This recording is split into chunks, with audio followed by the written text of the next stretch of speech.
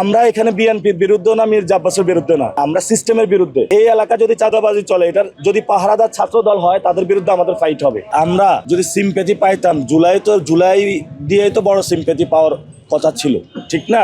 এখন ধরেন পুরো বাংলাদেশে সব জায়গায় খালেদা জিয়ার পোস্টার টাঙানো হয়েছে, নিচে লেখা একজনের নাম। এটা কি সিম্প্যাথি পাওয়ার জন্য? আপনি কি বলবেন তাহলে? আমরা সিম্প্যাথির রাজনীতি করি না। আমরা সিম্প্যাথির রাজনীতি করলে রাস্তাঘাটে এরকম শুয়ে থাকতাম, বিভিন্ন জায়গায় কথা বলে বেড়াতাম।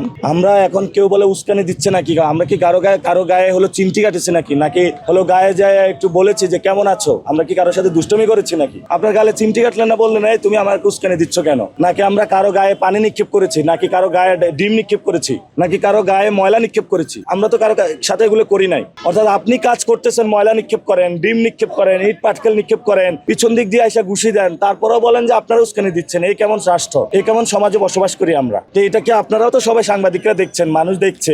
অর্থাৎ আপনার হাতে মিডিয়া আছে, কন্ট্রোলে সোশ্যাল মিডিয়া আছে, অনেক বড় সেট আপ আছে। আপনি যদি বয়ান উৎপাদন করতে পারেন, এখন আমি কার পায়ে দিয়ে পা বাঁধালাম যে ঝগড়া? আমি কি মির্জা সাহেবের পায়ে দিয়ে পা দিয়েছি যে ভাই আমার সাথে ঝগড়া করেন? জীবনের সব আয়োজন এখানে একসাথে। আমি কি কোনো বিএনপি নেতাকর্মীর পায়ে পা দিয়েছি যে আপনি আমার সাথে ঝগড়া করেন? বরঞ্চ আমরা প্রচারণা করতে গিয়েছি, তারা আমাদেরকে এসে হ্যারাস করেছে, বাধা দিয়েছে। আমরা এখানে বিএনপির বিরুদ্ধে না, মির্জা আব্বাসের বিরুদ্ধে না, স্পষ্ট কথা।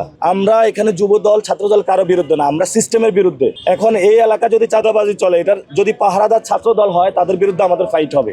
আমাদের স্পষ্ট কথা, আমরা সিস্টেম পরিবর্তন করতে চাই।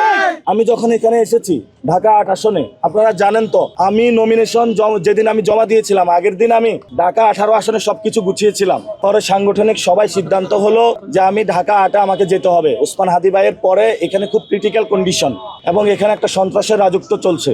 আমি এসেছি জীবনের রিস্ক নিয়ে, এসে কাজ শুরু করলাম। প্রতি পরতে সন্ত্রাস, চাঁদাবাজি, দুর্নীতি। এখন এটা কে করে? এটা কি আকাশ থেকে কেউ এসে এটা করে? গুলিস্তানে কি আকাশ থেকে এসে কেউ সন্ত্রাসী করে? চাঁদাবাজিটা কেউ আকাশ থেকে এসে করে? আমাদের এখানে সমাজেই তো অনেকে করে থাকে। কারণ এগুলো তো আপনারা সবাইকে দুর্নীতি, চাঁদাবাজি, সন্ত্রাস বন্ধ চান না? আপনারা চান? রাতের বেলায় আপনি যে বের হবেন, আপনার তো নিরাপত্তা নাই। আমি যদি এটার জন্য কথা বলি, এটা কি আমার অপরাধ?